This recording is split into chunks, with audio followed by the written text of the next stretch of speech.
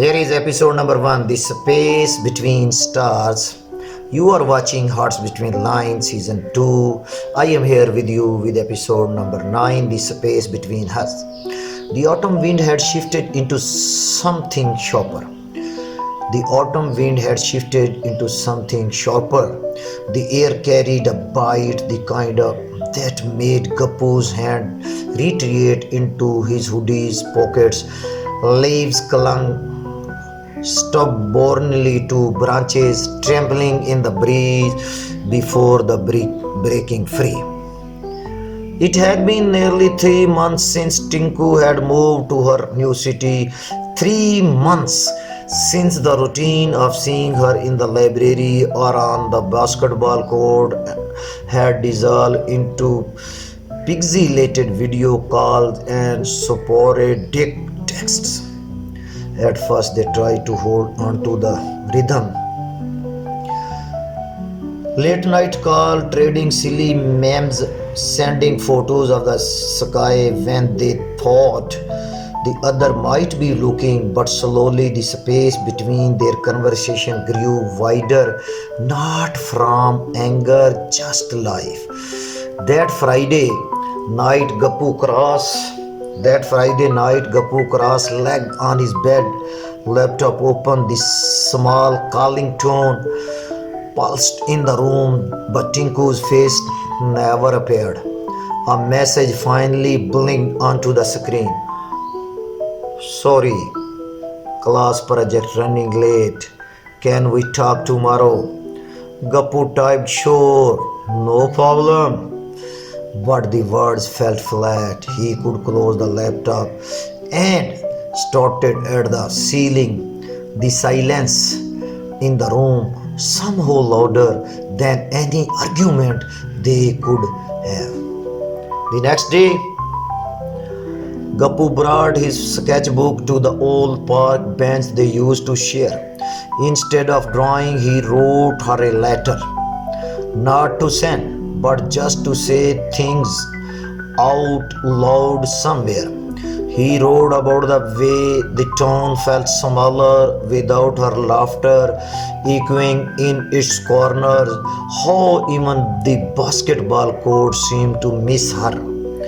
By the time he closed the notebook, the pages smelled faintly, the autumn air, and the ink was smudged where his hand had rested too long. 2 weeks later, it happened.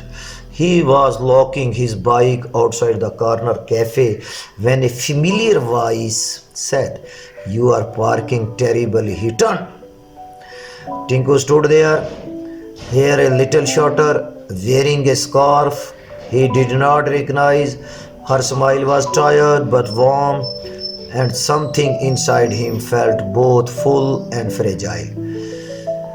They sat in the cafe, sipping hot chocolate. She told him she had a long weekend break and decided not to tell anyone she was coming, not even him, because she wanted to surprise her too. Also,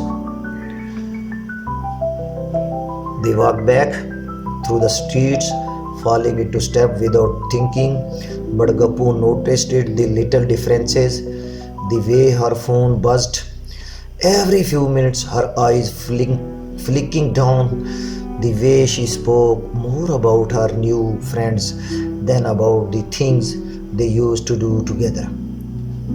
It was not bad, it was just different, like she had started to belong to two places now, and he was not sure which one she would choose when the time came.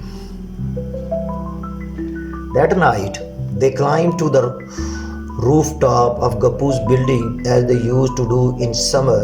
The stars were not as bright now, the city lights eating away at them. Tinku pulled her knees to her chest.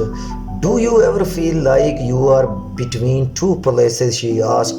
He thought about it. "Yeah, I feel like I am between the person I was and the person I am supposed to be. They sat there for a long time, not fixing anything, just sharing the air between them. By Sunday morning, she was gone. No grand goodbye, just a hug that lingered a little too long, and the promise to call soon. That evening, Gapu returned to the park bench. He opened his sketchbook and drew her, this time scarf, smile, and all. The stars above him did not look as far apart anymore. Maybe because he realized the space between them was not empty, it was full of memories, full of words, unsaid, full of everything they still carried. The last lines of episode number 9 are very beautiful. I will repeat it for you.